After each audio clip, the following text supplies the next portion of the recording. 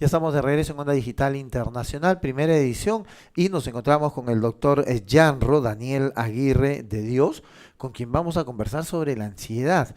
Hoy no sé, el doctor me va a decir cómo está, doctor. Muy buen día, un gusto tenerlo en Noticias al Día. Eh, ¿Es la ansiedad una enfermedad? ¿Es la ansiedad la causa del estrés? Hoy día se ha vuelto muy común que las personas estén muy ansiosas. Sí, claro. Es importante entender que la ansiedad es un mecanismo de defensa, ¿ok? Ujú. Es un mecanismo de adaptación que tiene todos los seres humanos y todos los seres vivos realmente. Es un proceso evolutivo para luchar o huir. Así se llama el mecanismo de defensa que nosotros tenemos. Esto es para enfrentarnos a alguna situación en donde estemos en peligro o para huir de esa situación. Esto tiene un mecanismo biológico. Y este mecanismo está regulado por la acción cerebral de la amígdala cerebral con la corteza prefrontal y un sistema que se llama este sistema hipotálamo hipofisiario adrenal. Que es muy diferente a la ansiedad que dicen algunos, está ansioso porque no ha fumado su droga hoy día, Eso ya es otra cosa. Eso ya sería un síndrome o un trastorno de ansiedad por consumo. por Por consumo, que es muy consumo. diferente a la ansiedad que podamos sentir por el trabajo, Claro. por la preocupación. Por eso que le comentaba que la ansiedad es un mecanismo de defensa y eso es Ujú. algo que tenemos todos. Ahora, ¿cuál es lo patológico de esto? Que sería el trastorno de ansiedad o los trastornos de ansiedad, que Que sería conllevan a que conllevan a patologías, que sería el trastorno de ansiedad generalizada o el trastorno de ansiedad paroxística o trastornos de pánico. paroxística, Es hablamos que de, son repetitivos. El más común es el trastorno de ansiedad paroxística o el trastorno de pánico. ¿Ok? ¿Qué es este trastorno? Es cuando ya el ser humano se ha desadaptado a este mecanismo primario que le expliqué que era para enfrentarnos a situaciones, cuando esta situación lo desborda o se mantiene en el tiempo, este mecanismo hace que lamentablemente surja la patología. ¿Y cuál es la patología? Que se dispare el sistema de alarma del organismo cuando no debería dispararse el sistema de alarma. ujú, Entonces, ¿qué significa esto? Que si estamos en alguna situación, por ejemplo, va a cruzar la pista y viene un carro y le toca el claxon, usted por supuesto se va a alterar. En microsegundos que pasa en el organismo, aumenta el sistema hipotálamo adrenal, inyecta cantidad de adrenalina y eso hace de que respires más rápido, tengas más fuerza en los músculos, haya más oxigenación y que y puedas volverte puedas violento correr. o puedas volverte violento. Eso dependiendo de la situación. Si en este caso en el particular es el carro que te viene, entonces tú corres para huir el carro para que no te atropelle. En Ujú. algunas otras circunstancias puedes luchar o volverte violento en la circunstancia que se amerite. ¿Todos somos ansiosos? Es que todos tenemos la ansiedad como mecanismo, Ya. pero los trastornos de ansiedad no todos lo van a desarrollar. O Eso va sea, a ahora depender la hay cantidad de diferentes estrés. niveles de ansiedad. Es que eso va a depender la cantidad de estrés al que esté sometido el individuo y la capacidad para readaptarse a esas situaciones de estrés. Ujú. Ya, o sea, que estamos hablando, de repente yo puedo tener un nivel de reacción más lento, por lo tal mi ansiedad va a ser más. Claro, lo que pasa es que no es tan así, ¿no? Porque si no todos teníamos una patología. Como le digo, este es un sistema que todos tenemos, que es un sistema de adaptación a los eventos externos, pero cuando esa ansiedad va a desbordar o ese estresor va a desbordar al individuo, cada individuo tiene un factor de resiliencia que le va a hacer adaptarse mayor o menor a esos Hay cambios. gente que uno la ve, por ejemplo, y que está, por ejemplo, en el tema de los adolescentes, ¿no?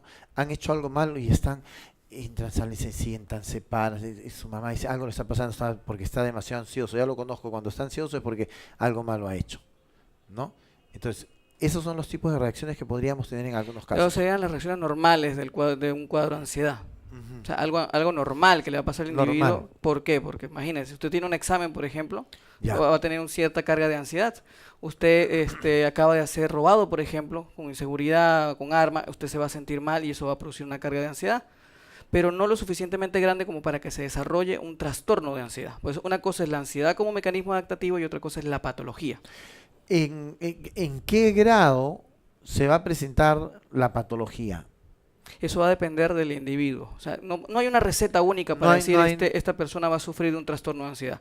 Digamos que es como una combinación de ingredientes, ya sea factores propios del individuo, factores genéticos que éste pueda tener, parte de su propia vida y los cambios adaptativos y también los factores de edad, de factores propios del individuo como el nivel socioeconómico, la edad, el sexo. O sea, todos son, digamos, recetas que mientras más checklist tengamos a esa receta, podemos ser candidatos a sufrir un trastorno. Tampoco significa que lo va a tener.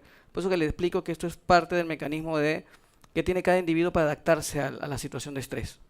que es muy diferente tanto en el hombre como en la mujer también, Sí. como en la mujer. ¿Implica esto los estratos económicos?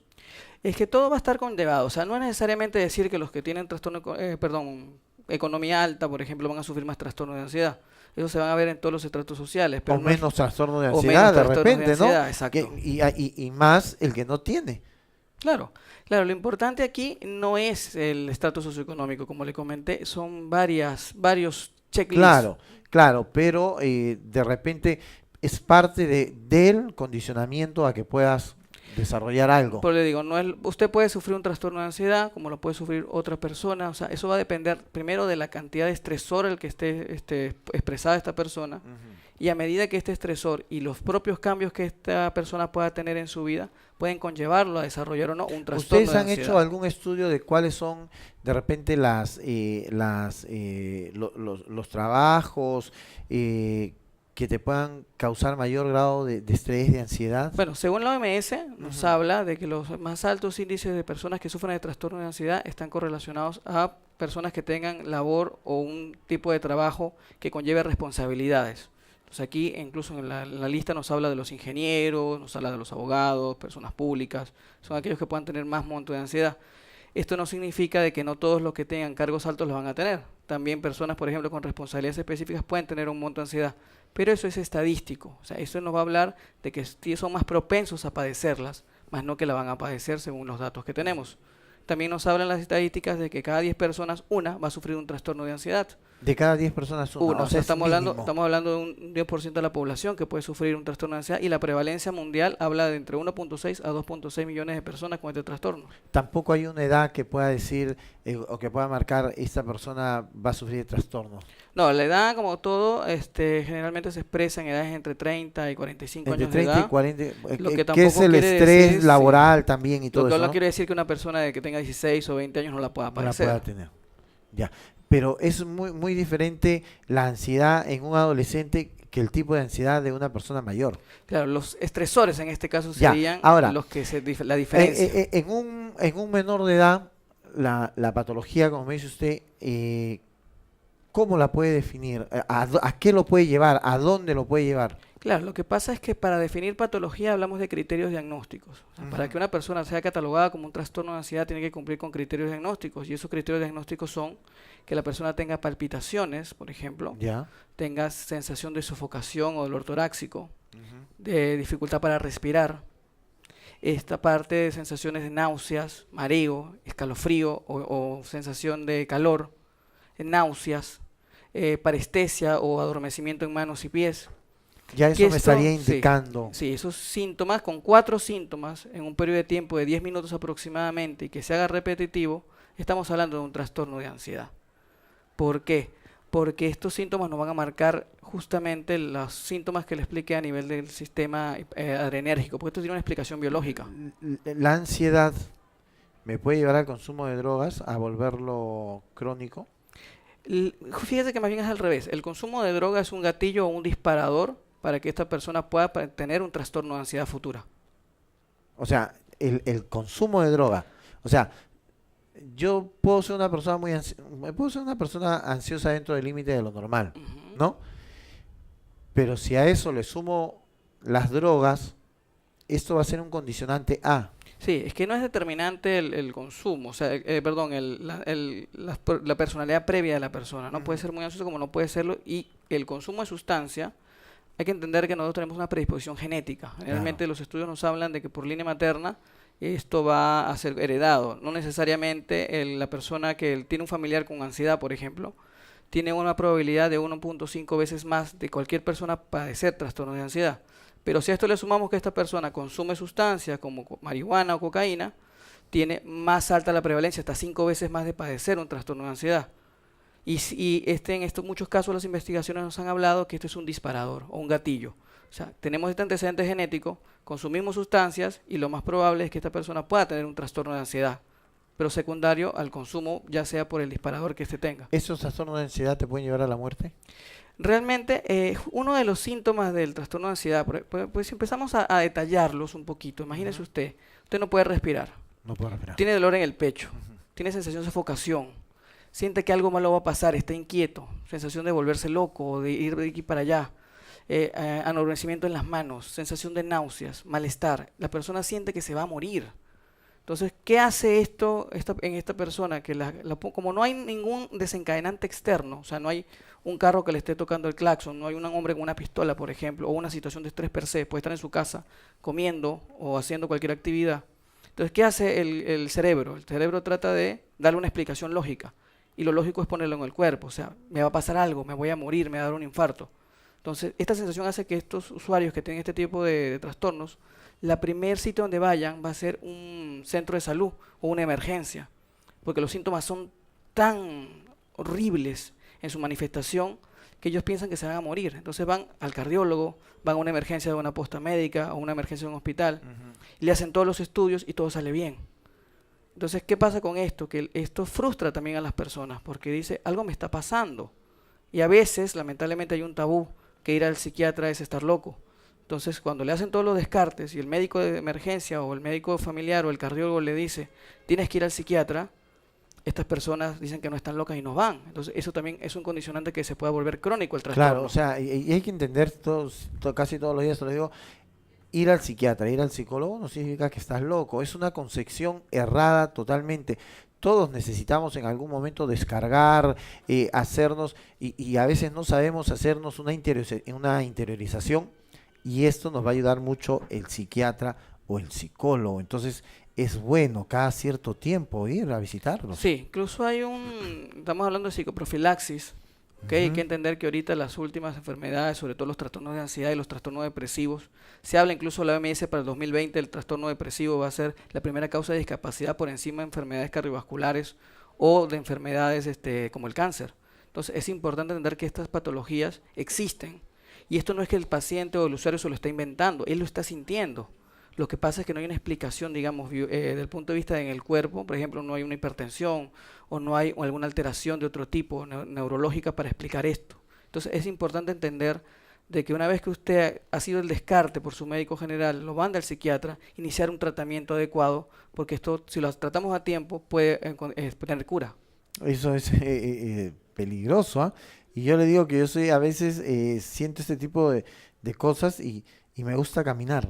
Me gusta caminar, no porque sea de repente ansioso, ¿no? Pero siempre a veces uno siente ciertos temores y otras cosas, Sí, ¿no? claro, por supuesto. Esto es algo normal. Por eso expliqué que la ansiedad es algo normal, que todos tenemos, que es nuestro mecanismo de adaptación.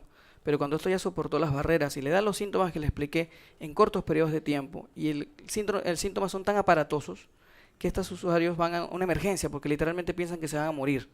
Y es importante entender y hacer la educación a los usuarios que acudan al psiquiatra. O sea, el psiquiatra es el médico de los trastornos emocionales. Y yo siempre le explico a los usuarios, cuando usted se siente mal o se fractura un pie, usted va a un traumatólogo. Cuando usted tiene un problema de asma, por ejemplo, usted va a un neumólogo. Porque si usted tiene un problema emocional, usted no va al psiquiatra o no va a un psicólogo. Entonces mucha gente dice, no, porque no estoy loco. Y entonces ese es el primer error. Tú estuviste en Venezuela, estudiaste en Venezuela, Sí. en la etapa en que Venezuela estaba bien, Sí. ¿no? Muy buena. Siempre saludo a nuestros amigos venezolanos porque fue uno de los países más asentados dentro de nuestra región. Hoy esa gente en Venezuela, con todo lo que está sucediendo, tiene un alto nivel Alto nivel de estrés. del estrés Sí.